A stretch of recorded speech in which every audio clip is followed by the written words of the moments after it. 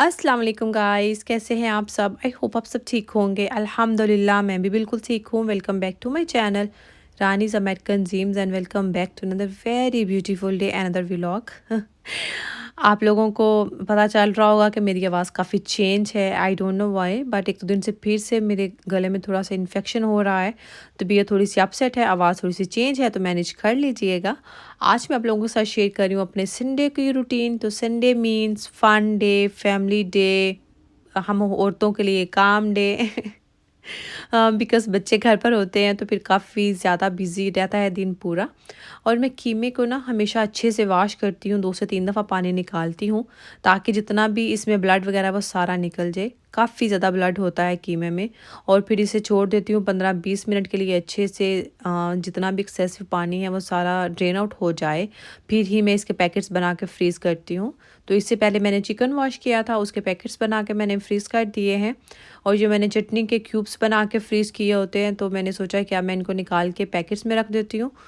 और ये कंटेनर्स अच्छे से वॉश कर देती हूँ। Ice cubes tray, because ice cubes tray को अगर आप फ़ौरन वॉश नहीं ना करोगे तो उनमें ना चटनी के दाग रह जाते हैं और फिर वो बहुत बुरे लगते हैं। वॉश कर भी लेना बाद में तो ऐसा लगता है कि जैसे आपने वॉश नहीं किए। तो फिर इनको मैं जैसे ही चटनी निकालती हूँ फ़ौरन ही वॉश कर देती हूँ।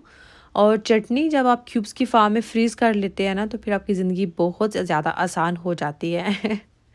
जब भी आपको चटनी बनानी हो, रायता वगैरह आपने चटनी यूज़ करनी हो रायते के लिए, तो जस्ट आप 1 से 2 क्यूब्स निकाल लें, उसको माइक्रोवेव में 30 सेकंड लगाएं एंड गुड टू गो। आपकी चटनी रेडी हो जाती है, रायता रेडी हो जाता है।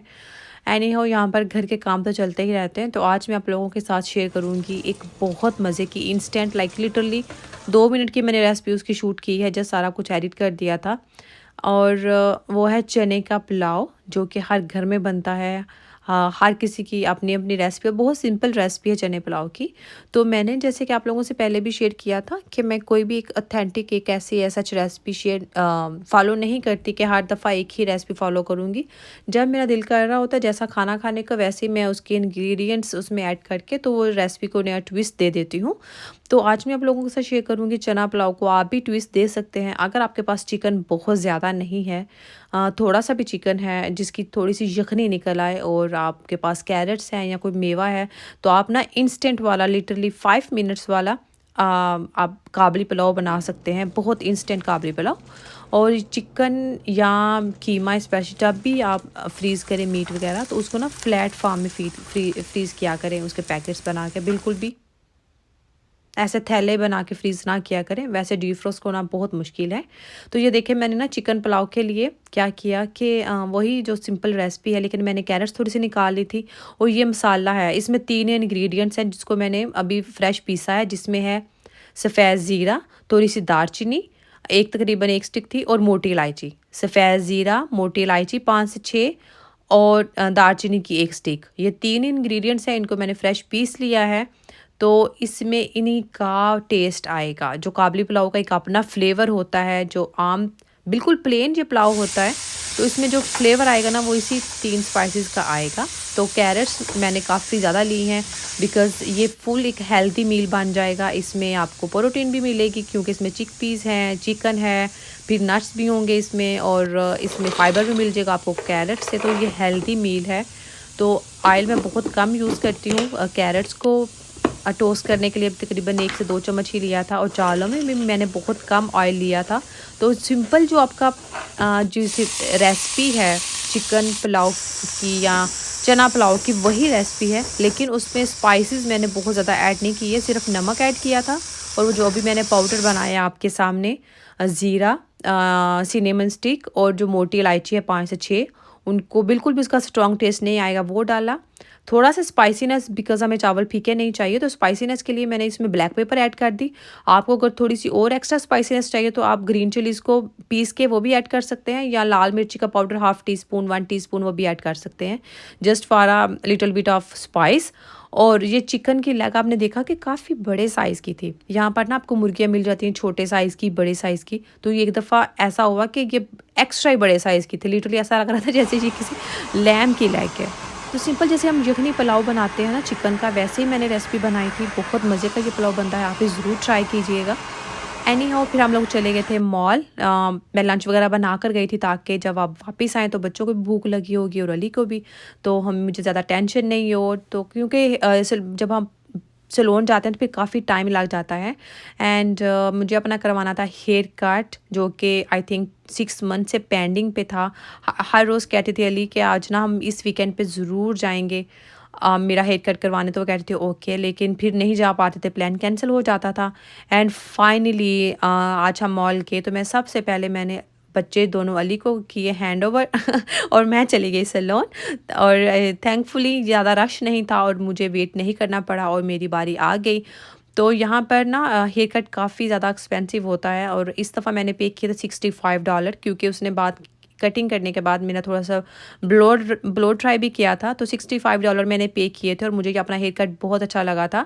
मैंने जब से यूएस से आई हूँ मैंने 3 दफ़ा अपना हेयर कट करवाया है। एक दफ़ा अमल के बाद करवाया था बिकॉज़ हेयर फॉल बहुत ज़्यादा था, तो लंबे बाल हो गए थे, तो तब मैंने इस तरह लेयर कटिंग करवाई थी। इसी सैलून से मैं करवाती हूँ, ये प्रोफेशनल्स होते हैं यहाँ पर, काफ़ी बड़ा सैलून है, तो यहीं से करवाया था, लेकिन तब लेडी डिफरेंट थी। और उसके बाद जब एज़ल पैदा हुई फिर मेरा हेयर फॉल काफ़ी ज़्यादा हो गया था, लंबे बाल हो गए थे माशाल्लाह तब भी। फिर मैंने हेयर कट करवाया, तो फिर मैंने लेयर्स नहीं करवाए थे लास्ट टाइम, मैंने बिल्कुल यू शेप में, राउंड शेप में पीछे से थोड़े से, बिल्कुल कोई लेयर नहीं थी। और वो कट करवाया था शोल्डर लेंथ में। लेकिन इस दफ़ा मैंने सोचा कि अब इस दफ़ा फिर से चेंज करते हैं और थोड़ी सी लेयर्स करवाते हैं ताकि हल्का सा वॉल्यूम आ जाए। बिकॉज़ बच्चों के बाद ना आपका हेयर फॉल बहुत ज़्यादा हो जाता है, तो अब बालों की इतनी ज़्यादा थिकनेस नहीं रही, तो इसलिए मैंने हल्का सा वॉल्यूम देने के लिए लेयर में करवाया था। $65 पे किए थे और मुझे बहुत अच्छा लगा था। अली ने भी काफ़ी अच्छे रिमार्क्स दिए हैं हेयर कट पे। तो हम लोग चले गए थे स्केचर्स। तो स्केचर्स से ना मैं अपने घर के लिए जो चप्पल आपने देखा ब्लैक पहनती हूँ वो काफ़ी ख़राब हो गई है, अब मुझे चेंज करना है अपना जूता। तो मैं ना स्केचर्स से यहाँ पे आर्कफिट के स्लीपर्स होते हैं, मैं यही पहनती हूँ, कुशन शूज़। इसके अलावा मैं जो भी चप्पल पहनूँ ना, कहीं से भी ले लूँ, तो मेरे पाँव में दर्द शुरू हो जाता है। मेरे पाँव में एक दफ़ा प्रॉब्लम हुई थी, तो उसके बाद मुझे जो फुटवियर सूट करते हैं वो यहीं से मैं लेती हूँ। लेकिन जब भी हम यहाँ पर आते हैं तो यहाँ पर इतनी वैरायटी होती थी स्लीपर्स की, चाहे विंटर सीज़न होता था लेकिन फिर भी स्लीपर्स होती थी। लेकिन this is the first time कि हम यहाँ पर आए और लिटरली मुझे एक स्लीपर भी नज़र नहीं आया। तो अली को भी अपने शूज़ देखने, तो उन्हें भी ऐसा कोई अच्छे नहीं लगे अभी बिल्कुल भी, क्यों कोई नई वैरायटी नहीं थी यहाँ पर, बच्चों के लिए भी कुछ भी नहीं था ख़ास। तो यहाँ पर एज़ल तो बस कैंडी के लिए पीछे थी, लेकिन अली के पास जो कॉइन्स थे वो यहाँ इसके अंदर जो है वो इंसर्ट नहीं हो रहे थे, तो एज़ल को कैंडीज़ नहीं मिली एज़ल का मोए मोए हो गया। हमने ट्राई किया था लेकिन ये कॉइन गया नहीं इसमें। तो एनी हाउ फिर मैंने सोचा कि मैं थोड़े दिन बाद फिर चक्कर लगा लूँगी, स्केचर्स में भी स्लीपर्स आ जाएँ, और बिकॉज़ अब मेरा जूता काफ़ी ज़्यादा पुराना हो गया और मुझे चेंज करना है, तो मैं यहाँ से कुशन शूज़ ही लेती हूँ। तो आप लोगों में भी अगर किसी को पाँव में दर्द रहता है या कोई भी ऐसा इशू है ना, तो कुशन शूज़ पहना करें, फ्लैट शूज़ ना पहना करें, स्पेशली जो आप हर वक्त अपने डेली रूटीन में पहनते हैं। और यहाँ पर फिर हमने बच्चों के जूते देखने थे, अमल के लिए भी लेना था, एज़ल के लिए भी। तो अमल के लिए भी पहले भी हमने स्कूल शूज़ यहीं से लिए हैं, बिकॉज़ अमल के लिए जब आप लेसेस वगैरह वाले लेते हैं ना, तो फिर वो लेसेस निकाल के तो उनको ख़राब कर देती है सारा शूज़ बिल्कुल न्यू होता है लेकिन लेसेस वगैरह निकाल देती है, तो जिससे उसका शूज़ ख़राब हो जाते हैं, फिर हमें चेंज करने पड़ते हैं। तो लास्ट टाइम यहाँ से बहुत अच्छा अमल का शूज़ मिल गया था, जो बिल्कुल भी लेसेस तो हैं लेकिन वो ऐसी नहीं है कि वो अमल के हाथ में आ जाएँ, वो अंदर ही फिक्स हुई हुई हैं, एक्स्ट्रा लेसेस नहीं हैं। जैसे ये वाली लेसेस है ना, ऐसे ही हैं। तो वो वाइट कलर में था, सेम यहीं से लिया था हमने, तो काफ़ी अच्छी क्वालिटी का था, तो अमल कंफर्टेबल भी रहती है। तो आज भी हम इसी शॉप पे आए थे अमल के शूज़ के लिए, एंड मुझे ये वाले शूज़ अमल के लिए अच्छे लग रहे थे, बिकॉज़ पहले वाइट थे, आई थॉट कि इस दफ़ा पिंक ले लेते हैं अमल के लिए, बाद में एक ब्लैक ले लूँगी। तो ये मैं चेक कर रही थी बिकॉज़ अब माशाल्लाह अमल का साइज़ 1 नंबर हमें बड़ा लेना था, तो मैं फिट चेक कर रही थी कि 1 नंबर जो मैंने बिग साइज़ लिया है वो अमल चलते हुए उतर तो नहीं रहा। तो यही प्रॉब्लम होती है जब बच्चों का शूज़ साइज़ चेंज होता है ना, तो फिर आपको उनको पहना कर अच्छे से उसके वो फिटेड है, खुला है, सब कुछ चेक करना पड़ता है। तो मैंने अमल को पहनाया, चेक किया, वो चल रही थी, मैंने चेक कर रही थी कि पीछे से उतर तो नहीं रहा, बिकॉज़ 1 नंबर बड़ा लिया था इस दफ़ा। तो अमल के शूज़ तो वही डन हो गए थे, पिंक वाले जो उसने पहने थे। ये जो अमल ने अभी पहने हैं वाइट वाले, ये भी हमने यहीं से लिए थे और ये भी बहुत अच्छे रहे हैं, अभी तक बिल्कुल न्यू हैं। और फिर एजल के लिए हम चेक कर रहे थे, लेकिन एजल के लिए लिए नहीं है बिकॉज़ वहाँ पर पिंक थे, और एजल जब से पैदा हुई है ना तब से एजल पिंक शूज़ ही पहन रही है। और अब मैंने सोच लिया कि मैं एजल को पिंक शूज़ नहीं पहनाऊँगी, कुछ डिफरेंट कलर्स के लूँगी, ब्लैक, पर्पल, समथिंग डिफरेंट जो बिल्कुल ही पिंक से हट के हो। और फिर हम लोग आ गए थे घर वापस। हमें हालांकि मुझे अपने आईब्रोज़ वगैरह भी करवाने थे, बट बच्चे बहुत ज़्यादा तंग कर रहे थे अली को, बच्चों को भूख लग गई थी। तो हम लोगों ने गाड़ी इस साइड पे पार्क की हुई थी, मेसी वाली साइड पे पार्किंग एरिया में। तो फिर हम लोग इसीलिए एंटर भी मेसी से ही हुए थे, और फिर हमें जाना भी मेसी से ही था। तो एनी हाउ फिर हम लोग घर वापस आ गए। और जब आप घर से बाहर निकलते हो ना, आप कभी आपके बच्चों की अपॉइंटमेंट हो हॉस्पिटल की, या वैसे कभी शॉपिंग के लिए चले जाएं, या स्टोर वगैरह पे चले जाएं ग्रोसरी के लिए, तो 1 से 2 घंटे के लिए लिटरली हम लोग जाते हैं। तो बच्चे घर आकर ऐसे प्रिटेंड करते हैं जैसे पता नहीं कब से घर से निकले हैं, उनको कितनी भूख लगी हुई है, या वो कितने ज़्यादा टायर्ड हो गए हैं। तो जब मैं घर आती हूँ ना, तो फिर बस मुझे होता है कि मैं बस फटाफट बच्चों को खाना वगैरह दे दूँ। तो मैंने फिर सबसे पहले तो अली को और बच्चों को खाना वगैरह दिया, 1 घंटा लगा उस सब में। तो ये मैं आप लोगों के साथ शेयर कर रही हूँ एक रेसिपी सैंडविच की, कि अगर आपने कीमे के सैंडविच वगैरह बना कर रखने हो, ये छोटे बड़े सभी बहुत शौक से खाएंगे। तो थोड़ा सा बटर लिया, बहुत ज़्यादा ऑयल या बटर ऐड नहीं करेंगे, 1 से 2 टेबलस्पून बटर लिया, उसमें थोड़ा सा जिंजर गार्लिक पेस्ट ऐड किया, अच्छे से सॉटे कर लिया। अब हमने ना कीमा को अच्छे से भूनना है इसमें, ताकि जो भी इस कीमे की स्मेल है ना वो ख़त्म हो जाए। अदरवाइज़ अगर आप कीमे की अच्छे से बुनाई नहीं करेंगे तो कीमे की स्मेल नहीं जाएगी, तो वो सैंडविच आपसे खाए ही नहीं जाएंगे। सो जब भी आप कीमे के सैंडविचेस वगैरह बनाएं, या कीमे का कोई भी ऐसा मिक्सचर बना के रखें जो आपको ब्रेड वगैरह में लगाना है, तो उसको ना उसकी बुनाई बहुत ज़्यादा ज़रूरी है, और उसको आपको एक्स्ट्रा बुना थोड़ा सा क्रिस्पी करना पड़ता है, तभी उसका वो टेक्सचर निकल के आता है जो आपको कीमे में अच्छा लगेगा। तो यहाँ पे मैंने थोड़े से फ्रोज़न मटर भी निकाल लिए थे। और जब भी मैं कोई भी फ्रोज़न वेजिटेबल वैसे ऐसा मैं यूज़ नहीं करती, फ्रेश ही घर में काट के रखती हूँ। लेकिन स्पेशली जो मटर वगैरह हैं, जब भी फ्रोज़न वेजिटेबल अगर आप अपने घर में यूज़ करते हैं तो उनको वॉश ज़रूर किया करें, एज़ इट इज़ पैकेट से निकाल के इस्तेमाल मत कर लिया करें। तो मैंने मटर वॉश करके रख लिए थे, थोड़े से मैं इसमें डालूँगी, ताकि प्रोटीन के साथ साथ थोड़ा सा फाइबर भी मिले। और सब्जियां वैसे तो नहीं खाते घर वाले, तो हमें थोड़े चोर तरीके ढूंढने पड़ते हैं घर वालों को वेजिटेबल्स खिलाने के लिए, चाहे वो आप चावलों में ऐड कर दें कैरेट्स की फॉर्म में, चाहे आप इस तरह सैंडविच की फॉर्म में ऐड कर दें। तो हमें वेजिटेबल्स खिलाने के लिए, छोटे हों या बड़े हों, कोई ना कोई तरकीब, कोई ना कोई रेसिपी निकालनी पड़ती है। तो यहाँ पर अच्छे से बुनाई करनी है, कीमा बिल्कुल अच्छे से भून चुका था, और बिल्कुल भी अब स्मेल ख़त्म हो गई थी, जितनी भी स्मेल थी अब बिल्कुल भी नहीं आ रही थी। और अब इस स्टेज पर हम डाल देंगे थोड़ा सा साल्ट, ब्लैक पेपर, 1 अनियन डाला है, बहुत ज़्यादा अनियन ऐड नहीं करेंगे, अदरवाइज़ लगेगा जैसे आप सालन खा रहे हैं। 1 अनियन जस्ट, और मटर। और अब इसमें मैं ना पानी डाल दूँ, तकरीबन 1 कप पानी, 1.5 कप, ताकि कीमा अच्छे से गल जाए। और फिर अच्छे से मिक्स कर लूँगी, ताकि पता ही ना चले घर वालों को कि इसमें मटर भी ऐड किए थे।